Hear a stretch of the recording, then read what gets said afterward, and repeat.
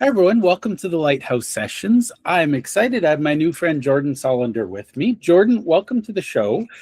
Why don't you tell my audience a little bit about you and let's talk about what a bottleneck breaker is, because I love that.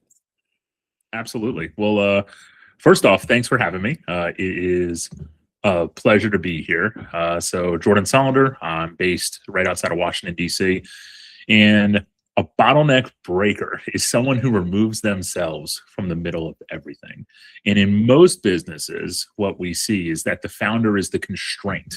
Every decision, every approval, every fire runs through them. So growth typically slows, teams stall, and stress compounds, right? Breaking the bottleneck means redesigning the business so decisions, execution, and accountability flow without you. And when you do that, the business speeds up, margins improve, and leadership becomes scalable.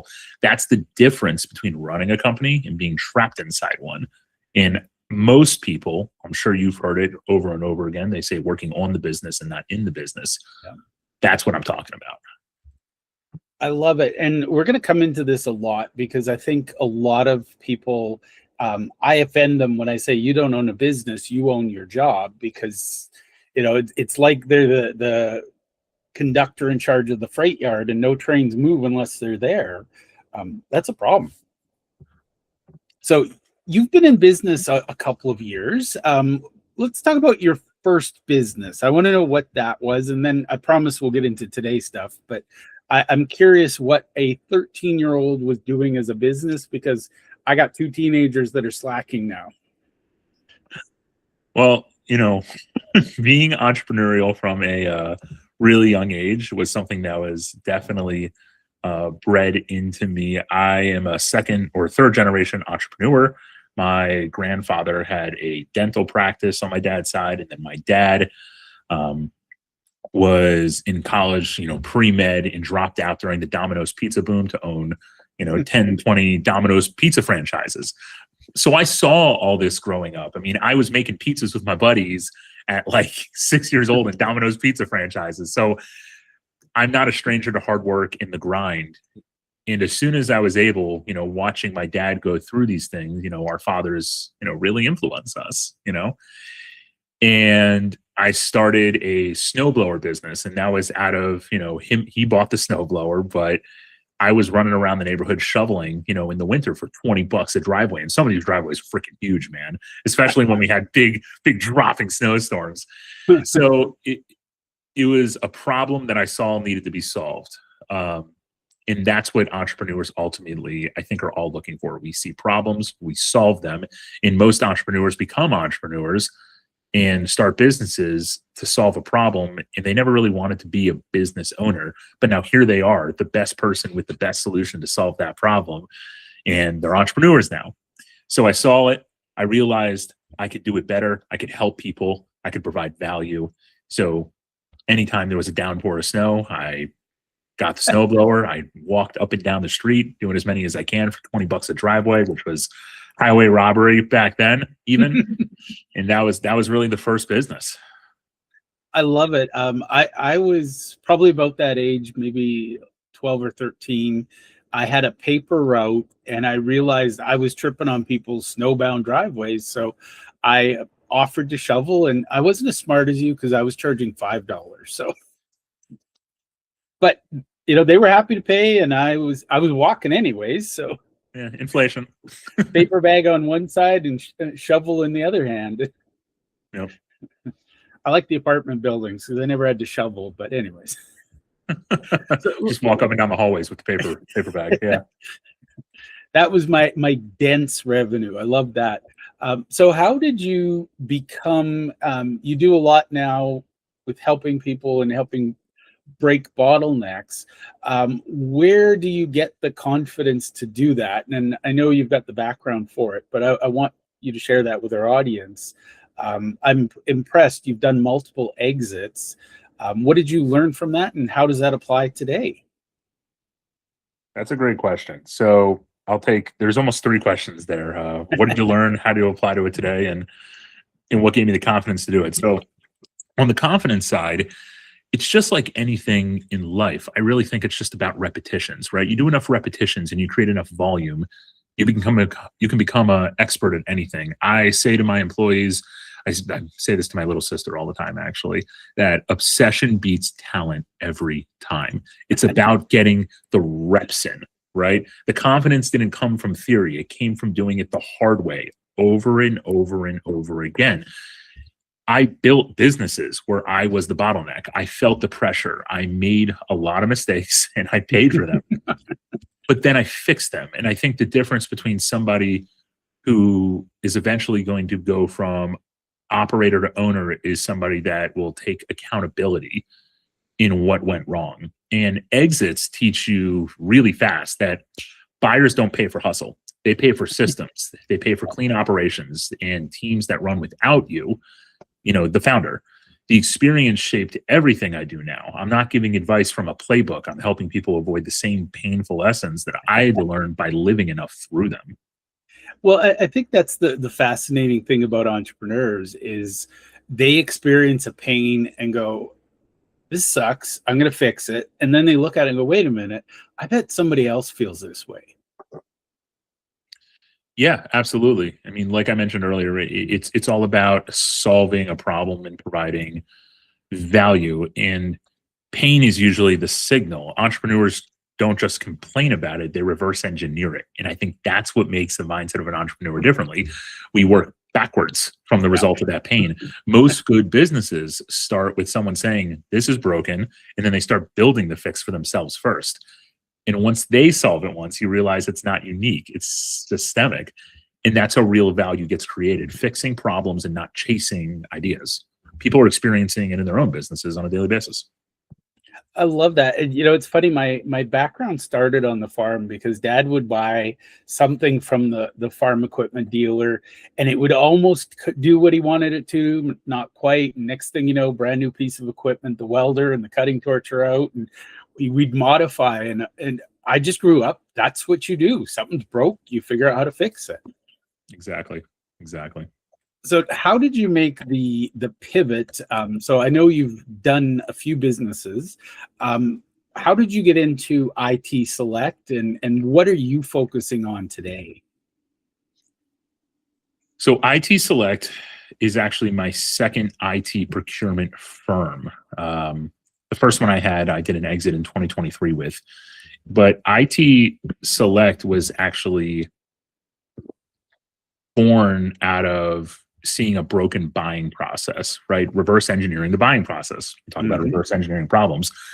Companies didn't need more vendors. They needed fewer and better decisions. I built IT Select as that connective tissue between problem and solution. Diagnose it first, then bring in the right options in a very structured way, as opposed to, say, a CTO going out to the Google machine and going, I have a problem, and then just kind of sorting through all the nonsense. So today, my focus is very simple. I try to build businesses that don't rely on heroics, whether it's IT Select or my coaching platform or advisory work. It's all about removing friction, founder dependence, and wasted effort. So growth actually sticks to whatever I'm building. I love that. And let's talk about the buying process, because you have no way of knowing this, but that's one of my weird obsessions. I am fascinated by companies that spend all this marketing money and all this sales effort to accept that churn is part of life, and then they ignore their current clients. And that part just boggles my brain. So let's talk about this from your perspective. So what kind of things do you wish people knew about the buying process? And I'm going to seed it with my expectation or experience. Most people don't know what their buying process is, so they think price is the only metric. It's an interesting question and point of view, and also obsession, which we should dive into later or on another episode. But that's for another day, Jeff. But when companies don't understand their own buying process, price, yeah, you're right, becomes the crutch. So most buyers aren't shopping, I believe, for the cheapest option, whether it's B2B, B2C, right? They're shopping for certainty. Yeah. That's what they want. They want to know that they're making the right decision and then they won't regret it 6 months later. Because I've seen customers pay for the most expensive thing in almost every one of my businesses, whether it's B2B or B2C, And I realize they're buying confidence, they're buying certainty. It has nothing to do almost with the quality sometimes, which is really concerning. Yep. Right. And so when the process is unclear of the buying process, right? When the process is unclear, fear takes over and fear negotiates on price. Yeah. The fix, though, I believe, isn't better sales tactics. It's better decision framework.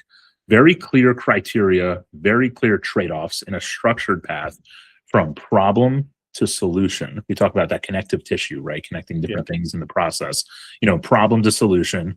And when buyers feel guided instead of sold, price stops being the headline, and retention kind of takes care of itself because results are working. They're buying that certainty. So I think it's more about guiding the customer these days than selling them. And it's been really refreshing to see that, like, in these major like OEM and vendors and some of my IT businesses, we're not seeing these hard pitches with sales decks anymore these days. They're conversations in more of a diagnosis, and then again, connective tissue to the problem, to the solution. And it's less of a sales process, which has been really refreshing lately. I don't know if you're seeing that as well. Interestingly, what I'm seeing a lot of, and I think it's quota time or something, I'm getting a lot of, hey, you want to book a demo? And I'm not kidding, but my first question is, what do you do? That's an SDR thing. And I think the SDR market is just totally broken right now. One of my favorite Steve Jobs quotes, I'm going to paraphrase, but he basically says, if marketing does its job, sales become secondary and almost redundant. And I believe that. Yeah. I am a big believer that marketing, when I ask my team this all the time, what is marketing's job? Marketing's job is to make sales jobs easier, right? To tell the story. And when marketing has already outlined the process, right? In the process, the buying process is correct. Sales becomes facilitation, not persuasion. Yep. Ooh, I should write that one down. You're underline that. Yeah, I'm gonna in that, editor.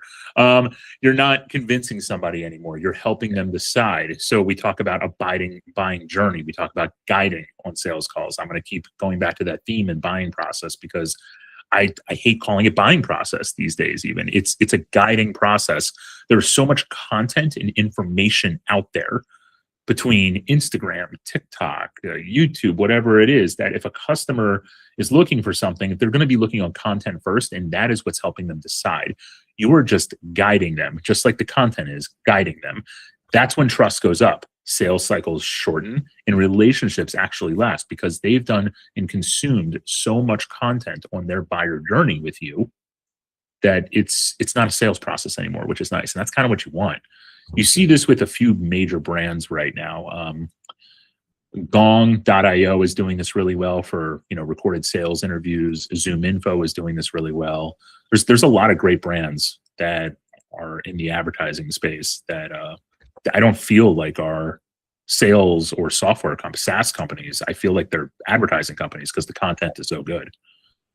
Well, and that's, if you think about it, at the heart of it, Ray Kroc famously said, McDonald's is not in the food business, we're in the real estate business. Yep.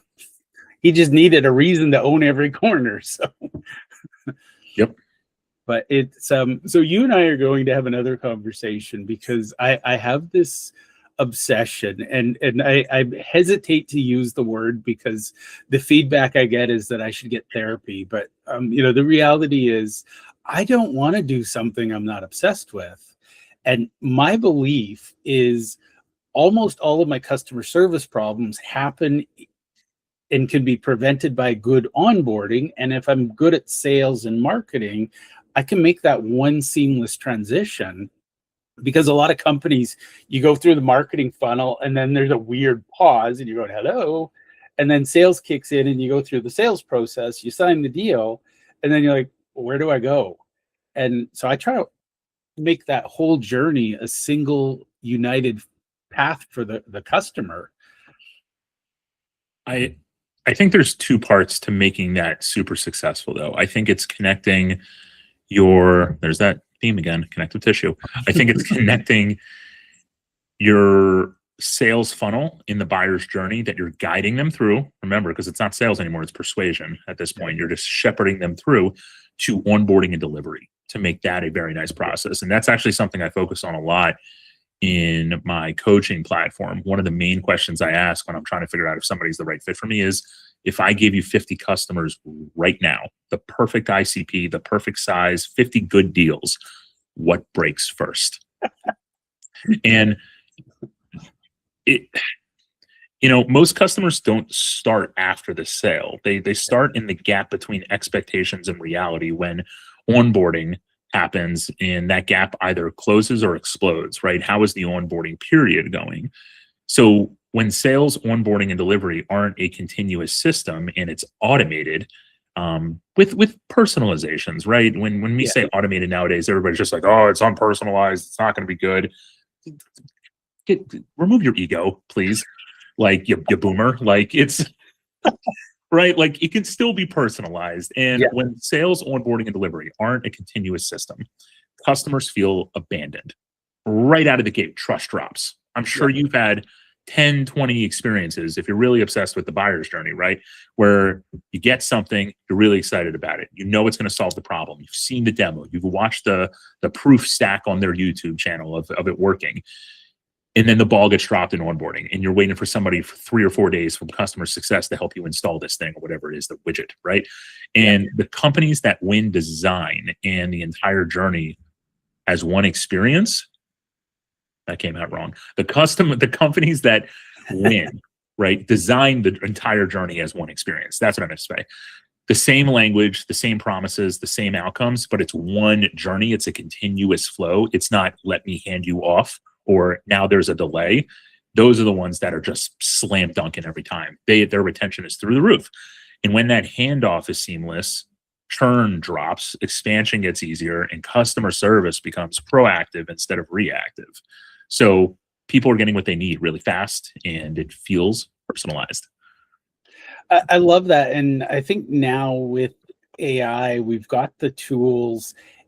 I believe that every journey can be customized and to some degree bespoke. It should feel bespoke. And again, I'm a fan of Pareto, so 80% standard, and then you can polish the corners. And I also believe that AI and technology, it's like taking sanding paper and smoothing the corners. You're not changing everything. You're just polishing the bits that somebody's going to snag on as they come through the system. Exactly. There's no reason why everything shouldn't be personalized with AI at this point. Because if you're not leveraging AI in your business, AI isn't about reinventing the wheel. It's about removing friction, making things faster. You standardize the core of the offering and the onboarding so it's repeatable and scalable thing, and then you use AI to personalize the edges so it feels thoughtful instead of robotic. And that's how you get leverage without losing that human type experience. The mistake I think people are making right now, currently, when this episode comes out, it's January 13th, by the way, is that the mistake people are making is chasing novelty. The win is polishing what already works so customers move through the system without ever feeling the seams. Right? They're not feeling the pressure test of your business. It's very smooth for them. And AI is making it easier for them to have that, wraparound type hug from your customer team. I love it. And, I liken it to, one of those rides at Disney. I think it's called the log drop or something. A lot of businesses that go down the stream and then whoop, it's jarring. I don't know your thoughts on this, but one of my favorite things is taking AI to analyze my customer support tickets and then looking at what can I fix to make that go away. And that's actually quite fun. Pro tip, and I've actually given this one to several coaching clients already, is I'll say export your most recent, batch of tickets over the last 30 days, identify common denominators in, say, a ChatGPT or Anthropic or Claude or Gemini, pick your model. That this is pretty basic. Once it does, put that in your knowledge base for your AI agent to be answering questions, and continuously do that. It's part of the feedback loop when you're doing like an SOP for your employees. take a note in a Word, just a Google Doc. I do this on a weekly basis. I have meetings with each of my business leaders, and they'll tell me these are the constant things that are coming up. And I say, great, let's build an SOP for that. And then, or revise the SOP for that, so those problems don't keep coming up. If employees aren't going to the SOPs before coming to me, they're not going to be with me very long. So I love it. Yeah.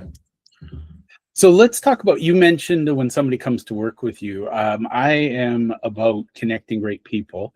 So somebody's listening to this. What are the things they're thinking or feeling where they say, you know, I really need to talk to Jordan? Thinking and feeling. Entrepreneurs got lots of feels, man. Entrepreneurs got lots of feels. Things that they can't share with, you know, sometimes even their spouse, because their business is pressure testing them. Usually it shows up as frustration before clarity. They're working harder than ever. Revenue might be growing, but everything still runs through them. Decisions feel real heavy. The team is waiting. Progress feels slower than it should. You're not scaling, and you know what's happening. You know what the problem is. You know something's off, but you can't see clearly because you're inside of it. That's when it makes sense to talk to me. When you don't need more ideas or motivation, you need somebody to help you see the constraints and help you design systems and guardrails into your business that works without constant intervention. I love that. Now, do you have industries, or is there a specific group or type of client you like to work with? It's really just founder-led businesses. There's, so far in the coaching program, there's no common denominator on industry, but it's industry agnostic, but very pattern specific. I work with founders and CEOs that have real revenue, real teams, and real complexity. Usually it's professional services, tech-enabled businesses, operators scaling past the scrappy phase, we'll say. What matters isn't the industry, it's whether a business is constrained by the founder and they're ready to fix that or not. I have customers that are in the $10 to $15 million in revenue range, and I have a couple clients right now that are pre-revenue and they're developing apps, and they just know they're in their own way and they need help seeing the forest through the trees. So it's really just about the pattern specific stuff. I love it. And, you know, for what it's worth, when I first read Traction, my reaction to Gino Wickman was, you can't do that to me. I wasn't going to be constrained by systems. And then I read further and I went, oh, he's doing it for me, not to me, because I think, as you said it, well, we get in our own way. And, you know, the value of bringing in somebody who's going to honestly say, you're the bottleneck, is huge. So this actually happened recently, to your point of systems. It's not to me, it's for me. I had a kickoff with one of my operators, great guy. We'll call him Jay. I don't want to throw his name out there, but Jay was all over the place. Every day was different. So he wasn't getting the reps on things that actually made him money. So we spent a whole day together going, what made you the most money last year? And we started figuring out, okay, well, these are the 3 out of like the 9 things you do in a day that actually make you money. Let's start time blocking and just getting the reps in on those specific things. It's about, like I said earlier, volume, and producing so much volume and getting the reps in on the things that actually make you money, that it is hard not to hit your goals and make money. Everything else, right? We need to figure out how to delegate. We need to figure out how to automate. We need to figure out how to inject AI where we can to leverage ourselves and our business so the customer has a great experience. And most founders, you know, to your point, to me, not for me, most founders resist structure because they think it limits creativity or their abilities. But in reality, it protects it. It's removing chaos so you can actually think and do the things that you wanted to do when you started this freaking thing. And you're right. Sometimes the most valuable thing someone can say is, you're the bottleneck, not as a criticism, but as a solvable constraint. Yeah. And, you know, I see that as a gift, because I am a chaos engine and I live in chaos. And it never occurred to me, and this is a funny thing I see in the EOS world, you've got visionaries and integrators, and by naming it, he's accidentally created this us versus them. And I'm not kidding, there's an integrator community that hates visionaries. I'm like, we're all on the same bus, it's just we're the loud kid throwing things while everybody's trying to have a nap or something.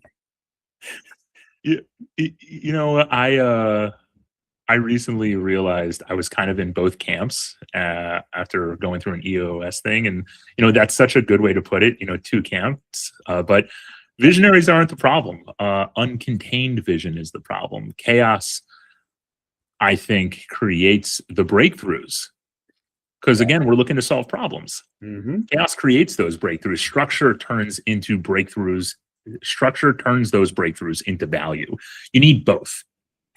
You got to have the integrator. You got to have the visionary. You need both. And they're not enemies. The mistake is turning roles into identities instead of functions. And once you see them as complementary, not competing, the whole thing really works better. The visionary throws sparks and gets really things moving and is high influence. And the system makes sure that building those things doesn't burn anything down. I love Gino. He uses Roy and Walt Disney as an example, and I take it to the extreme because if Walt was left to his own devices, he'd just be some crazy guy who doodles mice on things. He wouldn't be the name we know. Whereas Roy brought the systems, but if he didn't have the ideas, he'd have nothing to systemize.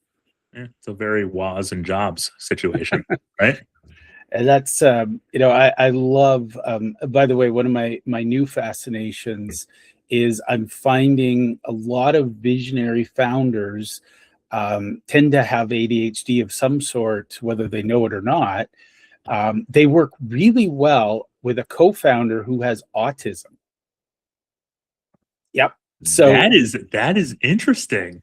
So I do a whole episode of a podcast on that. I'll give you the take on that, Jordan, because I'm both. So literally I have two personalities that show up to work.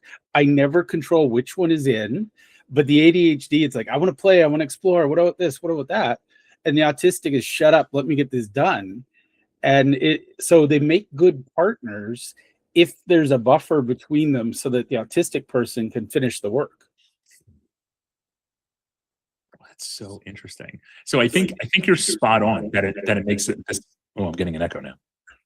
I don't know. I don't hear it. So okay, never mind then. I'll just talk through it. So I think you're spot on though. I think those pairings actually show up everywhere once you start looking for them. So you talk about Roy and Walt Disney. You talk about Steve Jobs and Wozniak, right? And probably not autism, but maybe. You get what I'm saying. Visionary founders, though, often live in pattern jumps, intuition, momentum, right? The counterbalance is someone who thrives on precision, structure, follow through, getting the grind out, right? And I think that's what you're talking about right now. It's not about labels or diagnosis, I think, though. I think it's about cognitive diversity, different operating systems that are working together towards the same goal, and they're approaching it from two different points. And when those two are aligned, I think you get freaking magic. Yeah. When they're separated or competing, everything slows down. To your point of integrators and visionaries, the win is designing the business so both strengths are amplified instead of fighting each other. I love that. And I think the way I would describe the two halves of my personality, ADHD allows me to diverge. I can go wide and I can go explore the universe. Autism allows me to converge and just focus on what's right in front of me. And again, it's a personality more than anything, but I think a lot of entrepreneurs think I got to do it myself. And honestly, I tried to be the integrator all the time. I was miserable. Yeah, that's interesting that you have both. First off, it's a dual. They're almost dueling against each other, right? But that's such an honest insight. It's probably one that founders take too long to learn. Trying to be both roles full time is exhausting, and you end up suppressing your own strengths instead of using them. And I think The moment a founder stops forcing themselves to be the integrator Yeah. and instead design around who they actually are, everything changes. Energy comes back and the business moves forward. Because at one point you solved the problem. Going back to that theme, entrepreneurs solve problems and create value. My kids actually know this. You know, they ask me what I do for a living, and I said I'm an entrepreneur, and they're like, "What's an entrepreneur?" And I'm like, "Somebody who creates value." So that's, they say that around the house. They ask, "Can I create value like Daddy?" Right? Like, and so that, but that's another episode, another story. But the goal isn't to fix your wiring in this situation. It's to build a system that lets it work and be the entrepreneur that actually solved that initial problem. And for what it's worth, I've built the systems. Again, the autistic side of me shows up and builds systems when the ADHD is off playing. But now what I do is I've put my R&D into a little bucket time, and I have permission every day. You know, when I'm a grown up, I'm a good boy, and I get my chores done, I can go play. And I think that's a lot of entrepreneurs never get to the point where they can play, because they're the bottleneck, and they're always, oh, I should do this, or I should do that, or I should have done this. So having that playtime, I think, is so important because it allows you to keep improving the business, because that's what got you here. I think that's actually a really healthy way to frame that. Play is where innovation lives. Those ideas are bubbling, but it only works when the business can run without stealing your attention. Otherwise, play turns into guilt and things that are half-assed and never done. And why are you doing these things in the first place? So most founders never give themselves the permission to play because they haven't earned the freedom structurally. So everything is still depending on them. And that's really what I'm doing back in the coaching platform here. When systems are in place, play stops being irresponsible and it becomes, like you said, R&D. Yeah. And that's when creativity actually really starts to pay the fuck off, Yep. right? Because instead of creating stress, you're creating visionary results to your own product, your own solution. And as you're advancing your own offering, the customers are even happier. Yeah. And, you know, I liken it to systems are the boring, reliable, stable stuff that allows me to go off and do weird things and say, what happens if I connect this to this? Or, you know, if I pull this apart, what's going to break first? And, you know, I love pressure testing things. But I'll be honest, in my old life, I'd pressure test in production, and somebody's blowing up the building again. Oh, it's Jeff. All the systems are down. What's going on? Oh, Jeff's in playtime. Jeff, plug that back in. Don't touch. Stop with your R&D, Jeff. I mean, systems create a safe sandbox. Yeah. They let you experiment without lighting the house on fire. And when boring stuff becomes rock solid, you get to earn the right to pressure test, I think. Yeah. And when the boring stuff is still chaos, that's when you're coming to talk to me. Yeah. You know, that's where real progress comes from, you know, earning the right to break things intentionally and learning fast without consequences. That's where real progress comes from. I love that. And I think that was my biggest lesson, because when I first started, I was all R&D, because I worked for, you know, boring companies, and, you know, my inner child was locked in a box somewhere, and I was following somebody else's systems, and it was miserable.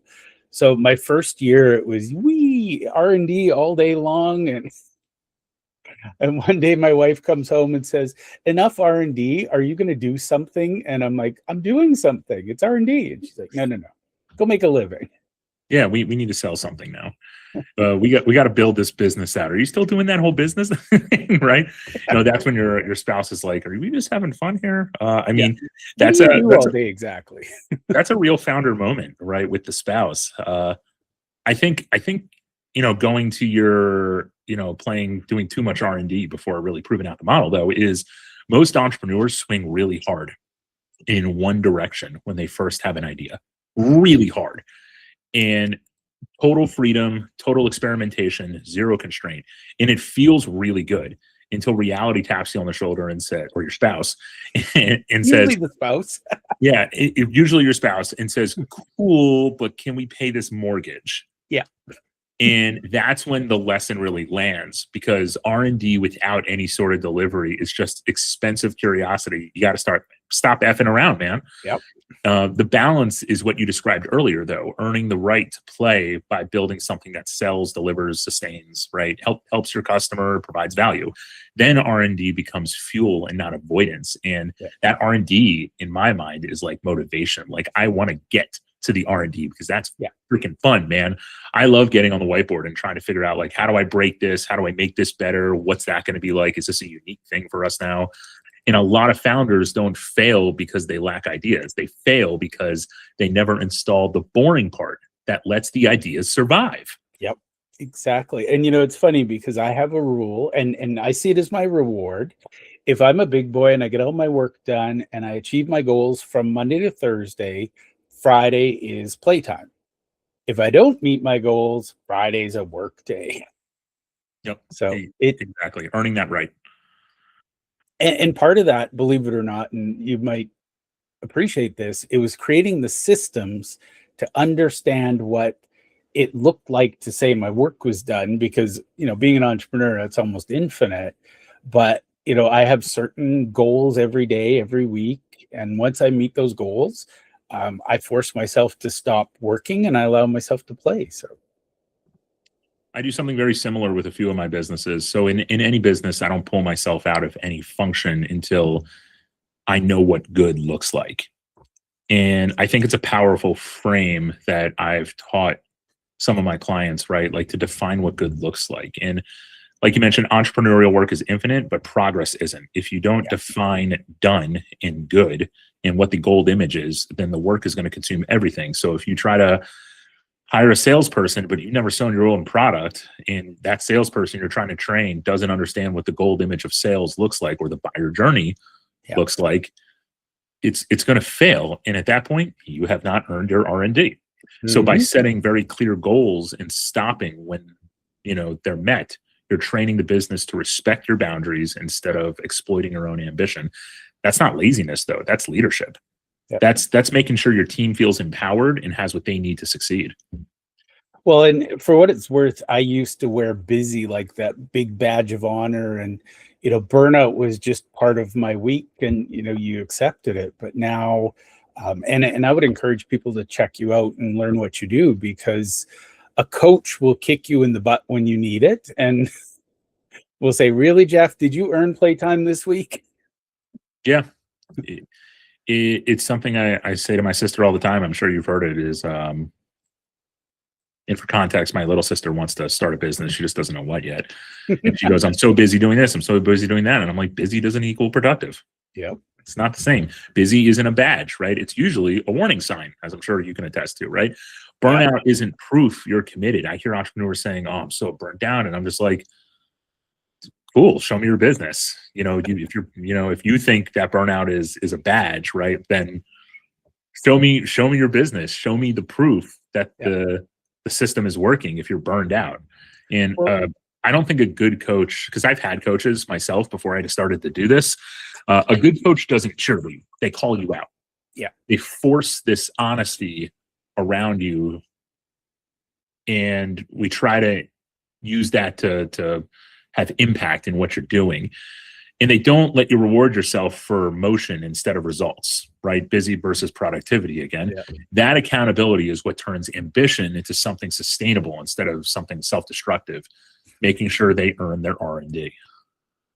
I love that. And honestly, I now recognize busy as the little red dash light, check engine soon. And most people, a friend of mine, put tape over it. I'm like, no. But we do that as entrepreneurs. We're like, yeah, I'll just hit the snooze button, and nothing will blow up until something does. And usually it's heart attack or health issues. So, yep. All right. Well, Jordan, I could talk to you all day, but I will be mindful of your time. Where can people go to connect with you, learn more about IT Select or your coaching? JordanSolender.com. Go online, fill out the form. You can follow me on Instagram, YouTube, TikTok, wherever your heart is desired. Would love to work with you. Don't hesitate to reach out. Awesome. Well, I thank you so much for being on the show today. Yeah. Thank you, Jeff. It's been a pleasure.